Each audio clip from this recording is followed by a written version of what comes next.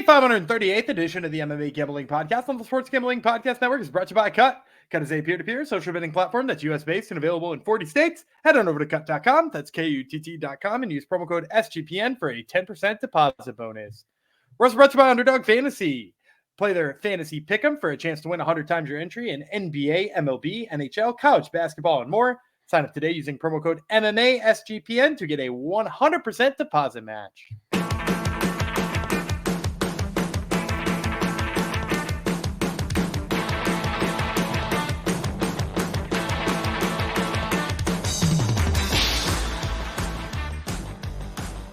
Howdy ho, John Marinos. Welcome to the MMA Gambling Podcast on the Sports Gambling Podcast Network, episode 538. It's going out to one of our new friends in the Discord, Zebo. I assume it's Zach Randolph from, because Zebo seems like a degenerate type of guy that would be gambling. So this goes out to you, Zebo. You were a good rebounder and scorer. Thank you for coming to the show. This is our second part of the UFC Fight Night, Allen versus Curtis 2. This is part 2 of part 2.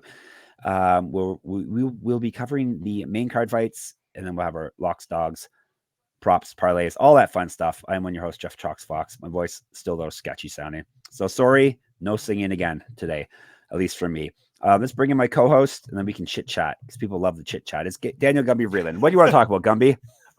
Is your voice is substantially better than mine was that time. I did a whole bunch of podcasting with no voice. I even went on VSiN with no voice. That was all because Adam Duvall hit a walk-off home run at a game I was at, and I yelled. Oh, really? That's what did it? Yeah. I thought you were going to say. I sound much better than yesterday. When yesterday was like 5 minutes ago. Yeah, fantastic.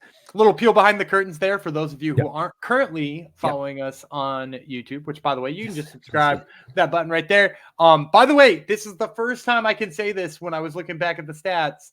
Our last few episodes were watched more by subscribers than not subscribers. We're up to about 53% of views by subscribers and 47 not. But the 47% of you who aren't, what's your problem?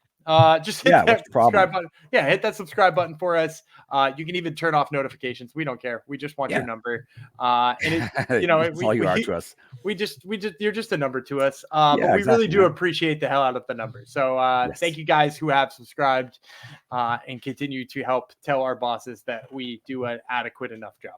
Yeah, like people actually watch and listen to this degenerate sport that these guys are talking about. So yeah, there you go. Thank you for doing that. One sport that's not degenerate is MLB, and they actually probably they respect their listeners more than just numbers. Like I said, all we care about is your number, but MLB, they care about you. Malcolm, Munaf, who else on there? Dylan, Lonte, Scott. Did I forget anyone that's on there still? I don't know. They've got 100 different hosts, but I'm a Mal guy. I gotta say, when I listen to the MLB Gambling Podcast, it's to listen to a British guy podcasting from his bathroom and telling us about all kinds of stats that you would not imagine he knows. And he's one of the best in terms of just like true gut feel in a game. He's like, I don't know, this feels like a trap, and then immediately it's a trap. So props to Mal. Yes, a latecomer to baseball, but he jumped in with both feet for sure. He knows his stuff. So don't let the accent fool you. Don't stereotype people. Don't judge books by the cover. Because he's way smarter than that other host that they have, the guy from Texas, that Munaf guy. Come on. Anyhow, they're both wonderful. Great show. Very interesting and entertaining. So make sure you subscribe, listen. They are on YouTube, of course. They're on all your podcast catchers, MLB Gambling Podcast. All right. We talked about other sports. Sorry. Now we're going to talk about MMA because everyone was dying to hear about a UFC Apex event, right, Gumby? I think it's a good one. You think this main card's a good one, or overall you think no? You don't think it's a good one. You already told me it's not. I told you like I told you yesterday. There are fights on here where I'm excited to see what happens next. You know, like I want to see what happens to Yan Matsumoto. I want to see if he's the real deal. I want to see if Cesar Almeida's Contender Series fight was a fluke. I want to see if Jermaine Durandamy can come back from having a kid. I want to see Valter Walker finally debut, because I've been hearing about Johnny Walker's brother for like 100 years, and I'm not convinced they're actually related, because they don't look like they are. And so, yeah, those are things I want to see. Do any of us ever come back from having a kid fully? No. No, not really. I didn't even give birth, and I didn't come back from it. So, and you've decided since the last episode is Yan for sure, Yan Matsumoto, or you just nope. I just say things with confidence. That's the key. That is the key in life. Just act confident, and you can get away with anything. So, all right, this is the second half, like I said. So this is the main card, 7 p.m. start time this Saturday, ESPN Plus. At the UFC Apex, if you want to hear about the prelims, actually some interesting prelim fights. Don't think just because it's Apex card and it's prelims, it's not good, because there actually is some interesting stuff there. Make sure you go back in episode and listen to that. All right, we're kicking things off with an interesting fight, to say the least. Lightweights, Trevor Peek versus Charlie Campbell. This should be a good one. Perhaps fight of the night contender here. Trevor Peek, we'll tell you about first. He's 8-1 with 8 knockouts. All of them have come via standing hammer fists, more than likely, right? Pretty much, yeah. He at least contributed to the 8 knockouts. He's never been finished in a fight. 2-1 in the UFC, won his last fight, 1-0 in Contender Series. He's fight at welterweight. Multiple championships on his mantle. Correct. Get the shirt, sportsgamblingpockets.com/store, and get sticky while you're there. What else? He's outstruck his UFC opponents and Contender Series opponent by 0.72 strikes per minute. Better grappling stats than Campbell, plus 170. The cannibal, Charlie Campbell. Wonder if he likes eating hammer fists. He's 8-2 with 6 knockouts. He's been knocked out once, 1-0 in the UFC. He's won 2 straight and 7 of 8. His 5 straight wins have come via finish. 0-1 in Contender Series, 2-0 in Bellator. Used to fight at featherweight, 2-0 as a pro grappler, 3 inches height, 2 inches of reach. Over Peak, twice more active than Peak landing strikes. He's outstruck his UFC and Contender Series opponents by 5.61 strikes per minute, minus 185. This is one of the ones I did some tape study on Charlie Campbell. Like, can I really pick against Trevor Peek? This Charlie Campbell guy. Let's see if I can find any flaws. But yeah, I have to go with Campbell. Just the power, the speed, technical striking. Obviously, anyone's going to be more technical than Trevor Peek in the striking department. Campbell backs it up with the speed and the power. He turns people's lights out. So I like this kid. I also like Trevor Peek, but I'm going with Campbell in this fight. I'm going to go with Campbell too, but I'm going to give you this piece here on, if you're looking for a path to victory for Trevor Peek out there, and I'm sure some of you are, I think the big thing that is sort of dwelling in my mind on Charlie Campbell and worries me a little bit in this fight is what he did against Chris Duncan on the Contender Series, right? Because he tagged Chris Duncan hard. He chased after the finish kind of recklessly, and he ate a counter and went to sleep. And first of all, that worries me because he went to sleep on kind of a big shot. And it's not like Trevor Peek doesn't take big shots. And then two, like the recklessness is something you don't want to do against Trevor Peek. You want to stay technical, like you mentioned. Now, his follow-up fight from that, he seems to have dialed it in, right? Like it seemed like he was like, I can't make that mistake twice. I have to be my technical self, because that's where he's his best, to your point. It's like when he decides to not get into a brawl or not get into a crazy fight, it's of course just hard to imagine anybody fighting Trevor Peek like that. You know what I mean? Like how do you fight Trevor Peek and not brawl? Like how does that work? Unless you slow him down against the cage, which I think Campbell could do too. He does sometimes. I think he's sort of got to take a page out of Chepe Mariscal's book, because, Chepe got after him and put a more technical striking approach. And anytime there was a brawl, he kind of circled away. He got his piece in there and he circled away. Like, I think Campbell has to go at it like that. And I think you're going to see like a cautious version of Campbell, which is why I'm going to pick him. But for those of you out there thinking, hey, could Trevor Peek suck him into a brawl similar to the way that Chris Duncan, snuck in a big sloppy exchange at the end of that fight? I think you're right for asking that question, if nothing else. Yeah, no, it's a tough one to pick, but yeah, I like what I've seen from Campbell, so let's go with it. But it's not like we're not gonna be heartbroken if Trevor Peek gets a standing. No, he's a fun guy. Yeah, he's a fun guy. Exactly. All right, we're going way up to heavyweights. Lukasz Brzeski versus Valter Walker. wouldn't say they're chunky guys, but they're, they could probably drop a few. Walker's he's pretty chunky. And the other one's loose chunky, correct? Yeah. I'll give you loose chunky on Brzeski. Of course, this has to be on the main card because, of course, Lukasz the Bull Brzeski, 8-4-1, 5 knockouts, 2 submissions, knocked out twice, 0-3 in the UFC, 0-3 with 1 no contest over his last 4. He got the no contest on the Contender Series, originally a win, and then he failed a drug test for real drugs. You would not guess that. Looking at him, maybe he's off them now. Maybe that's why. Lost via TKO his last fight. Has not won since May of 2020, plus 275. Valter Walker, the clean monster. So he's not popping any drug tests, right? The clean I can't monster. imagine looking like that. The clean monster is the nickname. Yes, he's Johnny Johnny Walkie's brother. Johnny Walker's younger brother. I think he's younger.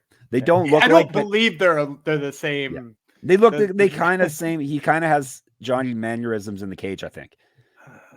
Maybe I don't know. He doesn't fight like him, but no, he doesn't fight like him at all. The mannerisms kind of tipped me off, maybe. But anyhow, okay. I also knew he was his brother, so who's to say? The clean monster is 11-0, 6 knockouts, 1 submission. This is his UFC debut. 4 straight wins have come to a finish. He's got multiple regional championships on his mantle. Correct. Get sticky. sportsgamblingpockets.com/store. Used to fight at welterweight, 5 years younger than Brzeski, 2 inches taller, 3 inches reach, minus 270. I did a tape study here again, Cumbie, but we'll let you go first. I'm proud of you. I'm gonna go with Valter Walker. Because to your point, he doesn't fight a damn thing like his brother. This dude wants a takedown and a ground and pound finish more than anything in the whole world. And I'll say this: the way he ducks in for takedowns for a heavyweight, above average. I think he shoots a better takedown than probably 90% of heavyweights, if we're being honest, because most of them don't have the slightest clue. The fundamentals are there. His top control is not bad, and he's punishing on top, which I really like about him. Right, like he's never satisfied in a position unless he can drop 3 or 4 hammer fists in those positions. So I like Valter Walker's top game there, and obviously the big piece with Brzeski is he's a lighter heavyweight, right? Like he's not a big 265 kind of guy. And in his last fight or 2 fights ago when he fought Carl Williams, I mean Carl Williams just took him down at will. Carl Williams took him down 100 times anytime he wanted to. I think Valter Walker is probably going to take him down and have an easier time of holding him there, which is ultimately what's going to win him this fight. Because I think he can TKO him. I think there's sort of I was going to throw this in a parlay at the end or something like that. There's sort of a sneaky prop in there for Valter Walker. And I know he gets like a lot of TKOs by ground and pound, but occasionally if you watch his game, he'll get the back and he'll look like, oh, maybe I'll put a rear naked choke in there. And then he just drops a couple more bombs. But he's going to have Brzeski down all the time. I think he's going to tire Brzeski out. And his sub prop is plus 650. I'm not going to use it as any of my fun props at the end, but just let me throw this into the world and manifest it for those of you sickos who are looking for something like that. Because Valter Walker by submission is not the craziest outcome. No, of course not. I'm going to go on record saying Valter Walker, not very good. Yeah, I agree. I agree with that. Especially on the feet. Oh my God, he does nothing. Which I guess he's made for the UFC heavyweight division. He's really good at Carl Williams did nothing on the feet against Lukasz Brzeski either. Yep. He does nothing on the feet. He just plods around, but he's a big guy who likes to grapple. So that's pretty much all you need to get by guys like Brzeski. So Walker is the pick here. And I'm glad the number's gotten a little better. It was in the 350, I think, last time I checked. 345 when I looked this like a morning or two ago. Yeah, but for the record, he's not good. Is what hopefully he doesn't become champion now and I look like a fool. All right, before we move on, let me tell you I look like a fool already, but even more so. Let's tell you about Cut. What is Cut, you may ask? Cut is a peer-to-peer social betting platform that's US-based and available in 40 states. Peer-to-peer social betting is a new and better way to bet directly against your friends or other users in sports, politics, pop culture, and other events with verifiable outcomes. And they have tons of fun social features that give it the feel of a betting social network. Cut offers lower vig and fully customizable odds. Create your own bets.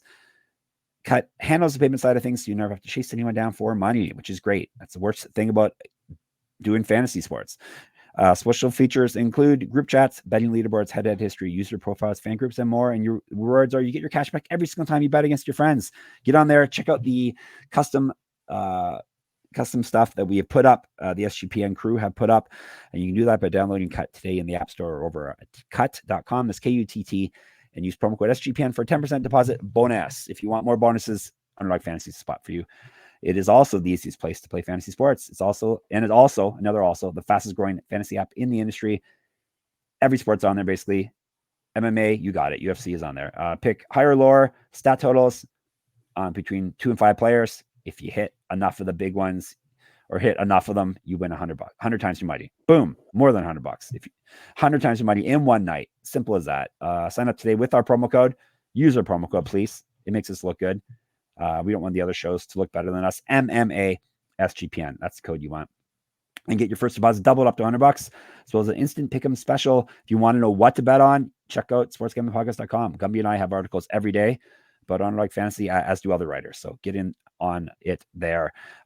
Visit, plus, here we go. You want an instant pick'em special? Visit underdogfantasy.com or find them in the App Store. And don't forget to register with our code MMASGPN, MMASGPN, to get your first deposit doubled up to $100, as well as an instant pick'em special. You must be 18 or older and present in the state where Underdog Fantasy operates. Terms apply. Concerned with your play, call 1-800-522-4700 or visit www.ncpgambling.org.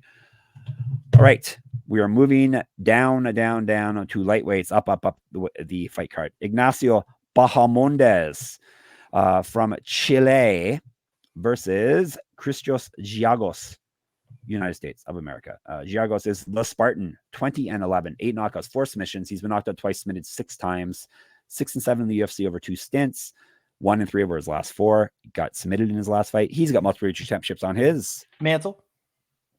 Correct. Get the shirt, get sticky. sportsgamblingpodcast.com/store. 2010 pro MMA debut. Better grappling stats than Bahamondes. He's barely outstruck his UFC opponents. He's at plus 0.03 strikes per minute in the positive there, plus 275. Bahamondes, la hula. You remember what it means? Or is it hola? I don't. The cage. Oh. Yeah, there you go. All right. 14-5. 9 knockouts, 1 submission. He used to be, he was submitted twice before. The only times he's been stopped. 3-2 in the UFC, 3-1 over his last 4. However, again, he lost his last fight. He's missed weight twice at lightweight. Keep a eye on that. Used to fight at welterweight. 1-0 on Contender Series. 5 inches height, 4 inches reach. 7 years younger than Giagos. Better striking stats. Twice more active lightning strikes than Giagos. So he outstrikes his opponents plus 2.61 strikes per minute, minus 325. Bahamondes is the obvious pick for me here. Bigger, younger, more talented, better striker, obviously. All catnip to me, so Bahamondes is the pick. Christos Giagos also just lost to the guy who I forget sometimes is an Ignacio Bahamondes. Daniel Zellhuber. Yeah, like, it's true. I sometimes forget they're not the same, like, young, very, Yep. very skinny striker. Because, I mean, that's what both of them are, is right? They're, like, young, talented strikers who you, like, kind of like, will they defend the takedown? And then they both like kind of do and look really good doing it, right? Like, because Bahamondes pieced up Trey Ogden in that fight, and anytime he got taken down, he got right back up. And I actually think Trey Ogden is a touch better of a wrestler than Christos Giagos. Giagos, you know, like his path to victory in just about every fight he's in is he's got to get this to the mat. Although he does have that weird knockout win recently, though, right? If I'm remembering correctly. But like Bahamondes is going to piece him up on the feet. He's going to stay on the outside. Bahamondes went toe-to-toe with John Makdessi, who is like pretty much just a pure striker. And I really thought he got the best of that fight. Ultimately, Makdessi got the decision there, but like I kind of thought that should have been Bahamondes' decision. So like he's one of those guys who just, he works really well from range. And he's going to force Giagos to strike with him. Anytime Giagos gets him down, I think he's going to pop back up, and this should look like one-way traffic on the feet. So give me Bahamondes here. All right. Bahamondes it is for both of us here. All right. Moving right along. Going down a weight class. Featherweights. Bergen, Charriere, France, Chepe, Mariscal. What's his real name? Mariscal. It's not really Chepe. Jose. Yeah. But he goes by Chepe now. All right. 3 500 rounds. Featherweight. Mariscal. Machine gun. 15-6. 7 knockouts. 3 submissions. He's been knocked out 3 times. He's taking this on short notice. 2-0 in the UFC. He's part of a 5-fight winning streak. Before that, he had lost 2 straight. He's turned things around. Has not lost since September 2020. He's fight at lightweight and welterweight. Was regional champion. 2014 pro MMA debut, better grappling stats than Charriere, and he's outstruck his opponents in the UFC by 0.72 strikes per minute, plus 120. Morgan Charriere, the last pirate. 19-9-1, 11 knockouts, 3 submissions. He's been submitted 1 time, so very durable over almost 30 fights now. 1-0 in the UFC, 4 straight wins, 4-2 over his last 6. He's not lost since October 2021. 3 straight wins have come via TKO. Was the Cage Warriors champion as well as regional champion. 2014 Pro MMA debut. Inch height over Mariscal, 3 years younger. Better striking stats and more active landing strikes. Excuse me. He has outstruck his UFC opponents by 4.41 strikes per minute. That's one opponent, but still, it's impressive. Minus 115. It was one opponent, and it was on short notice up a weight class. Yes. Like, and it was Trevor Peak. He put that kind of a beat down on Trevor Peak. That's insane. I'm going Chepe here. I really do like this guy's makeup in terms of what he brings to a fight, right? Because he the way he moves forward and just like unloads on his opponent, it's overwhelming. And Charriere's got like a touch of wrestling in there that he's kind of used like back when he was in Cage Warriors. But we also saw that fail against Jordan Vucenic or Paul Hughes, right? Like both of the guys we've been talking about being like the top featherweights in Cage Warriors, both have wins over Morgan Charriere, right? And like for some reason they're not in the UFC, and here with Morgan, yes, it's strange. I think it's because he's French, right? And he's French, they had that French event and stuck him in there on it.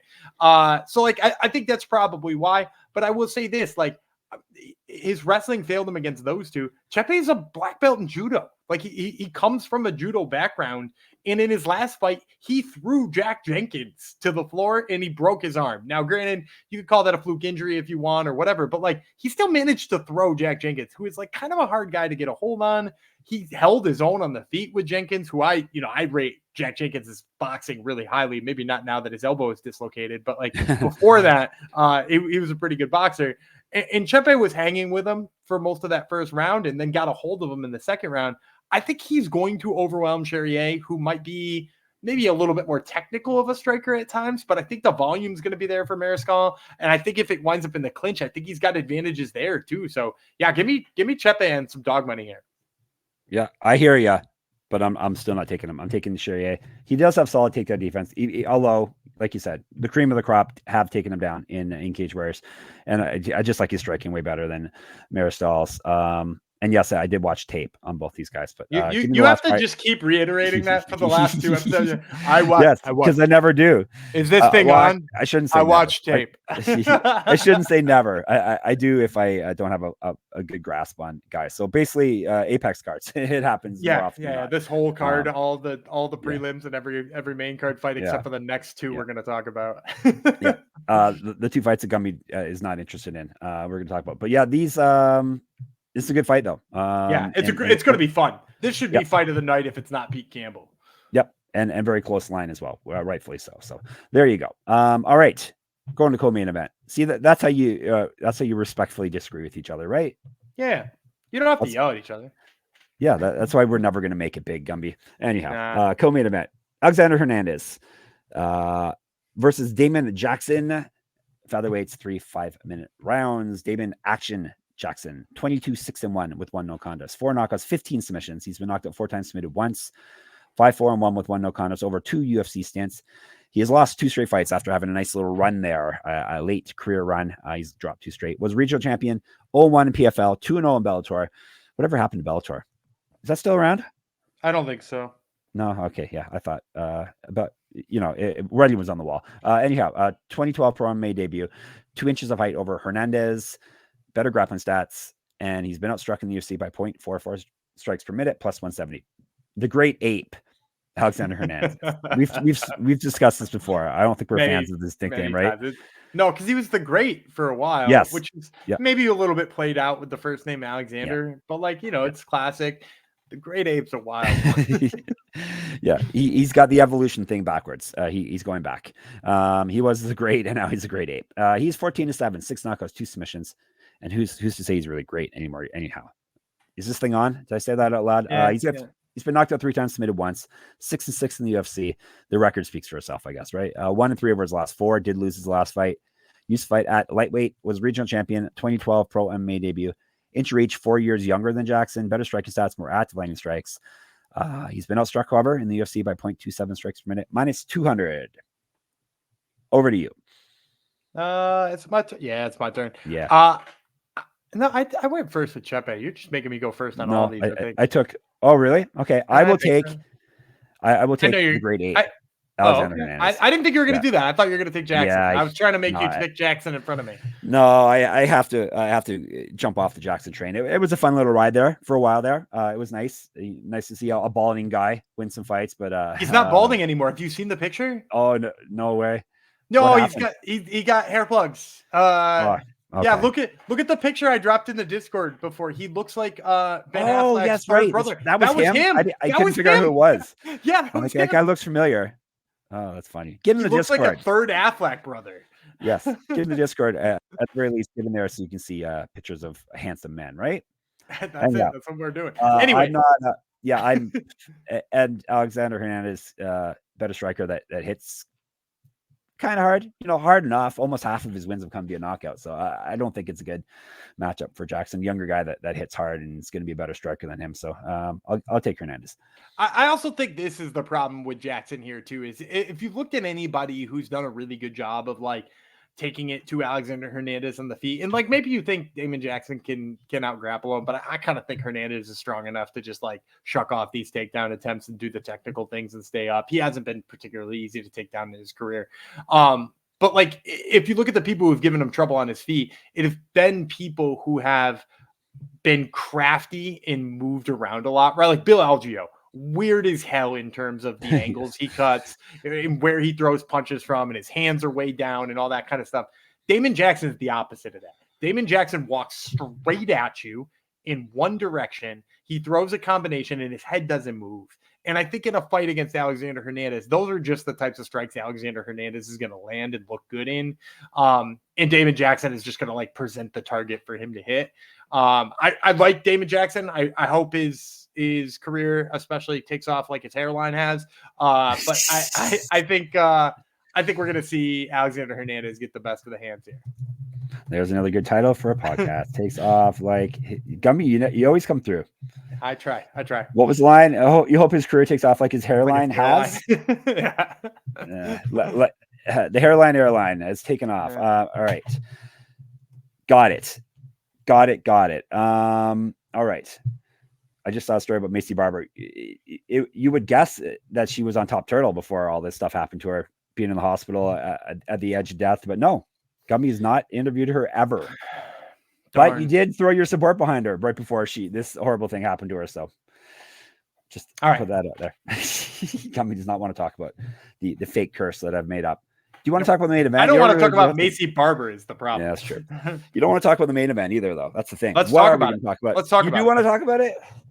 All right. I already know who you're picking, though. Anyhow. Yeah, you know it. Brandan Allen versus Chris Curtis. Part 2. The rematch we didn't know we needed. We're getting 5-minute rounds, too. And it's middleweight, of course, because it's a UFC Apex fight card. Naturally. All right. Curtis, the action man, Chris Curtis. If you want to know how he got that nickname, has nothing to do with fighting. Gumby, find your archives are up there of the Top Turtle podcast. Find the episode that Chris Curtis was on. He will let you know how he got the nickname. He's 31-10 with 1 no contest, 17 knockouts, 1 submission, but knocked out once, submitted once. He's taking this fight on short notice. We know that doesn't spell a success as often as it spells defeat. He's 5-2 with 1 no contest in the UFC, 2-1 with 1 no contest over his last 4. He did win his last fight. He's fight at light heavyweight and down at welterweight.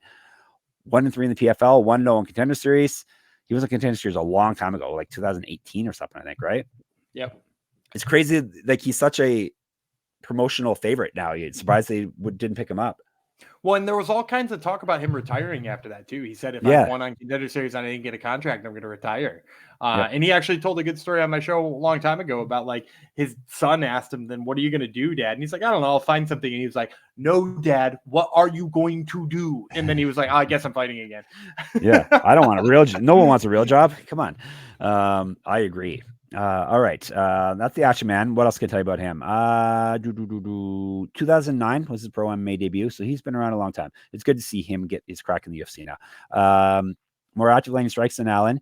He's been outstruck in the UFC by 0.62 strikes per minute, but he's got the power, so he doesn't care. Plus 180. Brandan Allen, all in is the nickname. A play on words. 23-5, 5 knockouts, 14 submissions. He's been knocked out twice, submitted once. 11-2 in the UFC. Won 6 straight fights, and 8 of 9. 4 straight wins have come via submission. Has not lost since December 2021. He got TKO'd by Curtis. there you go. In their first fight. That was back in 2020. Does that sound right or not? Sounds right. Okay, there you go. Maybe 2021. Who's to say? Yeah, I think it was his last loss, which would have been 2021. Anyhow, regardless, he got beat. Just like Curtis, he's fought down a weight class at not a weight class, light heavyweight, and what's right. 1-0 contender series, LFA champion, regional champion, 4 inches of height over Curtis, 8 years younger, better grappling stats. He's outstruck his UFC opponents by 0.27 strikes per minute, minus 200. You just did this so you could get the first word in the main event. This was a trick. Go ahead. No, are you taking Chris Curtis too? You can go first. No, if you want. I'm not taking Chris Curtis. I knew you weren't, but like No. I'm gonna take. Look, I'm gonna take Chris Curtis. I think. Sometimes I think you were going to take him because you say you always like the guy who won the first fight in the rematch. And now, granted, I'm gonna side with you in that there's obviously some differences here, right? Like the short notice nature of it, the fact that Brandan Allen is on a much different trajectory. But I'm going to say that while Chris Curtis has been on kind of this weird trajectory where he like loses close decision fights or no longer puts his foot on the gas, I actually think that plays better against this version of Brandan Allen than his old style. Like, I think if he pushed forward and threw haymakers like he did the first time he fought Brandan Allen, where he knocked him out, I think he'd lose this fight now. I think Brandan Allen would counter that and duck under and get the takedowns and wind up beating him. But now Chris Curtis is like, he's like Sean Strickland Jr. It's like a version of Sean Strickland's fighting style that's like only a touch more entertaining than Sean Strickland's. He point fights from the outside. He's very cautious not to get taken down. He's got a little bit more power than Sean Strickland, which is why I say it's like a slightly more fun version of Sean Strickland. But the fact of the matter is he just does a lot of technical striking that keeps him safe, particularly when he's worried about being taken down. Like, look at the Rodolfo Vieira fight. Was that fight fun to watch? No, it was terrible. It was really, truly awful to watch. But that striking from the outside made it that Rodolfo Vieira never saw the opening to get in there. And so, like, you then have to ask yourself, does Brandan Allen have, like, the pressure and how sharp of striking he needs to beat Chris Curtis on the feet if he can't get those takedowns?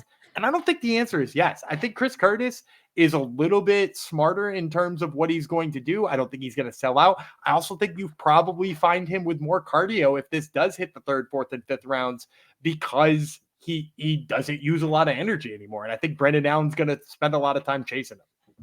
All good points, but I'm still taking Brandan Allen. They seem to be headed in different directions. Allen, obviously, momentum is on his side, as is not the short notice, as is youth and all that stuff. Obviously, Curtis has that one, has a knockout power in the hand, so it's going to be a concern. I don't think in the real world I will be putting any money on Allen at minus 200 though. But he is that's a big line for him too. And that's. All right, recap, but don't go away. We got more plays for you. I have Allen. He has Curtis. I have Hernandez. He has Jax. No, you have Hernandez too. Sorry, we both have Hernandez. Although I'm rooting for his hairline. Yes, exactly. I have the Pirate Charriere. He has Mariscal. Bahamondes. We both have. I didn't put your name down for a bunch of these, Gumby. We both have Walker, the Clean Monster. We both have Campbell, the Cannibal. All right, locks, dogs, props, parlays. Whose turn is to kick it off? Do you remember? I had my prop last week, so I can kick it off if you want. Okay. I had a plus 250 Nursultan Rozaboyev by KO. Thank you to the New Jersey Athletic Commission for not calling that an eye poke and turning it into a decision. It was much appreciated. Lock. I had a really tough time with locks here because most of the ones who I like are either like big numbers or I feel not confident in at all. So I'm going to take a slightly larger number than I usually do. I'm going to go Ignacio Bahamondes, negative 245. I know we usually try to give you locks that are like a little bit nicer to look at. But man, a lot of these lower numbers I feel really unsure about. So I'm going to stick with one that I feel a little bit better on in Bahamondes. I have him at minus 325. Do you see him better than that? Or is that what you said? I thought you said 245. No, 325. Yeah. Is there a better line now you see somewhere? No, because I don't. I mean, maybe it's actually gotten worse. It's 335 now, but I quoted you 325. Yeah, I'll stay with him. There's another one I like, but like I'll take the big fat line. I don't care if I look like a coward this week. There aren't a lot of lines I like on favorites in this. This is a good dog card for me. I should be a coward more often with my picks. Maybe I hit more with my locks. I'll take Piera Rodriguez -130. Gumby does not agree. Listen to yesterday's show, and you will see that. All right. What number did you have on her? -130 for her. Okay. More adventurous. I'm gonna go for my underdog. I'm gonna go Cesar Almeida. Mm-hmm. I'm gonna say +135 against Dylan Budka. I like his ability to stuff the takedown and drop bombs. I'm agreeing with that one. I know it's boring, but I am agreeing. All right, your prop. My prop, I'm going to go with a big one because I didn't give you a big one on the lock. So I'm going to take a big, massive swing here. I'm going to take Charlie Campbell in his fight. And I know we talked about him being deadly with the hands and being really powerful. I also don't know that Trevor Peake can be knocked out. So at first I was looking at the total. The total over 1.5 rounds on that fight is +120 to make it halfway through the fight, which is already really enticing. But then I was like, oh, I owe the people something for taking a big whopping favorite. So then I was like, what if Campbell just like beats the ever living hell out of him and this goes to a decision, right? He does I said he was going to do the Chepe Mariscal, and that's what Chepe did, right? He beat the tar out of him and then still wound up with a decision. Campbell on the points +450. I think there's a good chance Charlie Campbell dominates this fight 30-26 across the board. And you can get him at the points at +450. I love that. Wow. How can you not like a +450 pick if it hits? That is. All right. Bahamondes, Rodriguez, locks. Almeida is both of our dogs. A Campbell decision. Morono knockout. You didn't even announce that. Oh, sorry. Yeah, I said it. I agree with you, but yeah, Almeida was my. Oh, I didn't. You're right. Morono via knockout. Excuse me. I had it already written down and I didn't announce it. Alex Morono's going to knock out Court McGee. Sadly, we talked about it before we aired. We did, and you just like, oh, I already said that. Hey, I'm tired and my voice is gone. +165 Alex Morono knockout. If you want to hear why we think that, yesterday's episode. Okay, now we're going to do Hungry Man Jung Superfan Parlay, 2-fight parlay. What do you have for us this week? Well, I'm going to start with the Morono knockout. Yeah, it's part of what we talked about it before we aired. We can peel behind the curtain there. I think the chin is shot on Court McGee. I think Alex Morono hits really hard. +165 is a good parlay starter. And then I'm going to roll it in with our underdog of the week, Cesar Almeida. I think he's going to get the knockout too. Dylan Budka, pretty tough guy, but I think Almeida's striking and possibly just by tiring Budka out, I think is a real possibility too. What do you think the Almeida KO line is at? Because this one was kind of shocking to me. That's how he's going to win, if he does win. That's what I thought. +300. +400. Better. +400 on Almeida by KO. So I like Almeida and Morono both to get the KOs. You put those together, you're going to get 1357. Fantastic. All right.